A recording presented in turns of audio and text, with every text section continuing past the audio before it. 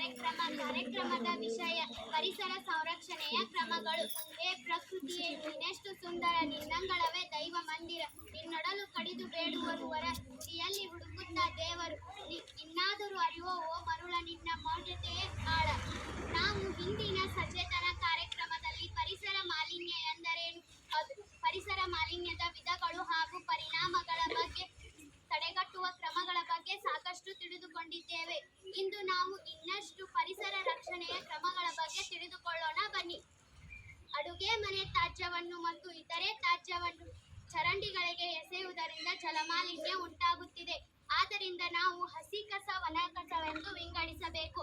ನಾನು ಈಗ 2 ಡಬ್ಬಿಗಳನ್ನು ತಂದಿದ್ದೇನೆ. ಒಂದು ಹಸಿ ಕಸ, ಇನ್ನೊಂದು ಒಣ ಕಸ. ಹಸಿ ಕಸದ ಡಬ್ಬಿಯಲ್ಲಿ ಹಸಿ ಕಸವನ್ನು ಹಾಕಬೇಕು, ಒಣ ಕಸದ ಡಬ್ಬಿಯಲ್ಲಿ ಒಣ ಕಸವನ್ನು ಹಾಕಬೇಕು. ಹೀಗೆ ಮಾಡುವುದರಿಂದ ಜಲಮಾಲಿನ್ಯವನ್ನು ತಡೆಗಟ್ಟಬಹುದು. ಇದು ಪರಿಸರ ಸಂರಕ್ಷಣೆಯ ವಿಧಾನವಾಗಿದೆ. ಪರಿಸರ ಮಾಲಿನ್ಯಕ್ಕೆ ಪ್ಲಾಸ್ಟಿಕ್ ಬಳಕೆಯು ಕಾರಣ. ಪ್ಲಾಸ್ಟಿಕ್ ಬಳಕೆಯಿಂದ ವಾಯು ಮಾಲಿನ್ಯವಾಗುತ್ತದೆ ಮತ್ತು ಪ್ಲಾಸ್ಟಿಕ್ ಬಳಕೆಯಿಂದ ಭೂ ಮಾಲಿನ್ಯ ಕೂಡ ಆಗುವುದು.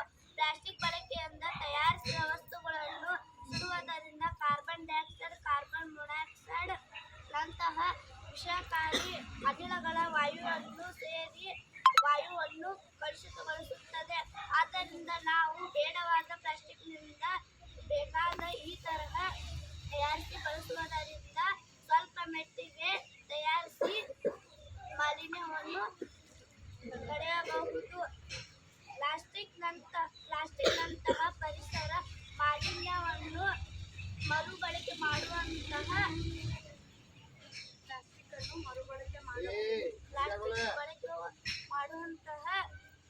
ಮರುಬಳಕೆ ಪರಿಸರ ವಿಧಾನವನ್ನು ಮಾಡಬಹುದು. ಇಲ್ಲಿ ನೋಡಿ, ನಾನು ಪ್ಲಾಸ್ಟಿಕ್ ಬಳಕೆಯಿಂದ ಪೆನ್ನನ್ನು ಹಾಕಲು ಪೆನ್ನಿನ ಡಬ್ಬಿ ಮಾಡಿದ್ದೇನೆ ಮತ್ತು ಒಡೆದ ಬಕೆಟಿನಲ್ಲಿ ಈ ತರಹ ಗಿಡಮರಗಳನ್ನು ನೆಡುವುದು. ಇದು ಕೂಡ ಒಂದು ಪರಿಸರ ಸಂರಕ್ಷಣೆಯ ವಿಧಾನವಾಗಿದೆ. ಪರಿಸರ ನಾಶ ಮನುಕುಲದ ಸರ್ವನಾಶ ಎಂಬಂತೆ ಇಂದು ನಾವು ವೇಗದ ಜೀವನ ಶೈಲಿಯನ್ನು ರೂಪಿಸಿಕೊಂಡು ಪರಿಸರ ನಾಶಕ್ಕೆ ನಾವೇ ಕಾರಣರಾಗಿದ್ದೇವೆ. ನಮ್ಮ ಪೂರ್ವಿಕರು ಮಣ್ಣಿನ ಪಾತ್ರೆಗಳನ್ನು ಬಳಸುತ್ತಿದ್ದರು. ಆದ್ದರಿಂದ ಪರಿಸರಕ್ಕೆ ಯಾವುದೇ ಹಾನಿಗಳು ಉಂಟಾಗುತ್ತಿರಲಿಲ್ಲ. ವೈಜ್ಞಾನಿಕ ಅಭಿವೃದ್ಧಿ ಜೀವನಾಧಿಕಾರಕ್ಕೆ ಮಾರಕ ನಾವು ತರಹದ ಮಣ್ಣಿನ ಪಾತ್ರೆಗಳನ್ನು ಬಳಸಬೇಕು. ಮನೆಗೊಂದು ಮರ ಮತ್ತೆ ಹೊಲದ ಅಕ್ಕಪಕ್ಕ, ರಸ್ತೆಯ ಪಕ್ಕ ಖಾಲಿ ಇರುವ ಸ್ಥಳದಲ್ಲಿ ಈ ತರ ಗಿಡ ಮರಗಳನ್ನು ನೆಡಬೇಕು. ಇದರಿಂದ ಮಣ್ಣಿನ ಸಫಾಯಿಯನ್ನು ಹೆಚ್ಚಿಸಬಹುದು, ತಡೆಗಟ್ಟಬಹುದು.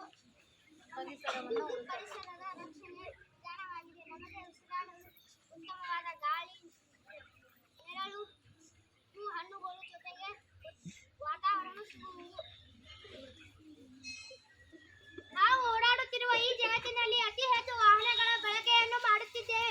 ವಾಹನಗಳ ಬಳಕೆಯಿಂದ ಇಂದು ವಾಯು ಮಾಲಿನ್ಯ ಮತ್ತು ಶಬ್ದ ಮಾಲಿನ್ಯವಾಗುತ್ತದೆ. ಈ ಮಾಲಿನ್ಯಗಳನ್ನು ತಡೆಗಟ್ಟಲು ನಾವು ಕಾಲ್ನಡಿಗೆ ಮತ್ತು ಈ ತರ ಸೈಕಲ್ಗಳನ್ನು ಬಳಕೆಯನ್ನು ಮಾಡಬೇಕು. ಇದು ಕೂಡ ಪರಿಸರ ಸಂರಕ್ಷಣೆಯ ವಿಧಾನವಾಗಿದೆ. ಇದರಿಂದ ದೇಹಕ್ಕೆ ವ್ಯಾಯಾಮವೂ ಆಗುವುದು ಮತ್ತು ಬಿಪಿ ಶುಗರ್ನಂತಹ ರೋಗಗಳು ಹತ್ತಿರ ಸುಳಿಯುವುದಿಲ್ಲ. ಪರಿಸರ ಉಳಿಸಿ ಮಾನವನ ಬದುಕನ್ನು ಹಸಿರಾಗಿಸೋಣ. ಪರಿಸರ ಸಂರಕ್ಷಣೆ ಇನ್ನೂ ಹಲವು ವಿಧಾನಗಳು ಇಂತಿವೆ. ಜನಸಂಖ್ಯೆ ಸ್ಫೋಟವನ್ನು ನಿಯಂತ್ರಿಸುವುದು, ಸಾವಯವ ಕೃಷಿ ಪದ್ಧತಿಗಳನ್ನು ಅಳವಡಿಸಿಕೊಳ್ಳುವುದು, ವಿಷಕಾರಿ ಅನಿಲಗಳನ್ನು ಬಿಡುಗಡೆ ಮಾಡುವ ಎಸಿಡ್ ಫ್ರೀಜ್ನಂತಹ ಸಾಧನಗಳ ಬಳಕೆಯನ್ನು ಕಡಿಮೆ ಮಾಡುವುದು, ಸತ್ತ ಸಸ್ಯ ಮತ್ತು ಪ್ರಾಣಿ ಅವಶೇಷಗಳನ್ನು ನೀರಿಗೆ ಎಸೆಯಬಾರದು.